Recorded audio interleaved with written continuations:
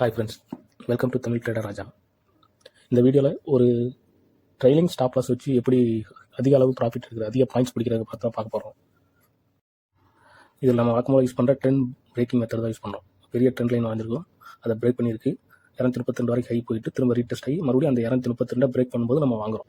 இப்போ 232 by entry கொடுத்துட்டேன். Stop loss வந்து 160க்கு 2 பாயிண்ட் கீழே போட்டிருக்கேன். டார்கெட் வந்து 389, அதாவது 1:2 ரேஷியோவில் டார்கெட் செட் பண்ணியிருக்கேன்.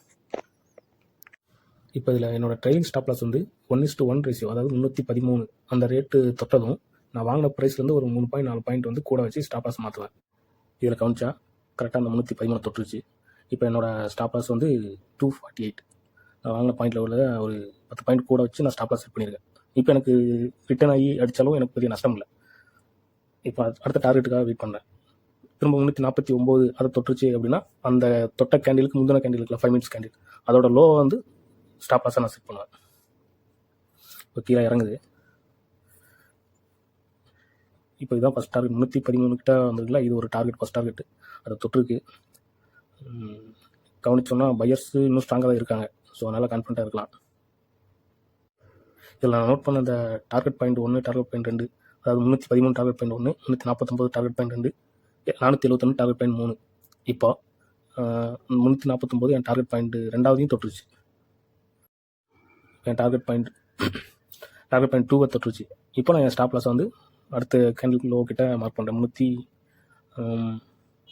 302 அந்த லெவலில் மார்க் பண்ணேன். இப்போ எனக்கு திரும்ப கீழே வந்து ஸ்டாப் லாஸ் அடித்தாலும் கிட்டத்தட்ட 70 பாயிண்ட் எனக்கு ப்ராஃபிட்.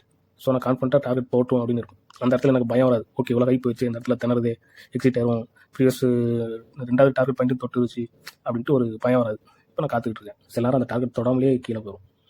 என் டார்கெட் பாயிண்ட் தொட்டுருச்சு. 384 1:2 ரேஷியோ வந்து கம்ப்ளீட் ஆயிடுச்சு. கிட்டத்தட்ட அந்த trend line break out, retest, அதில் பை பண்ணுறோம்.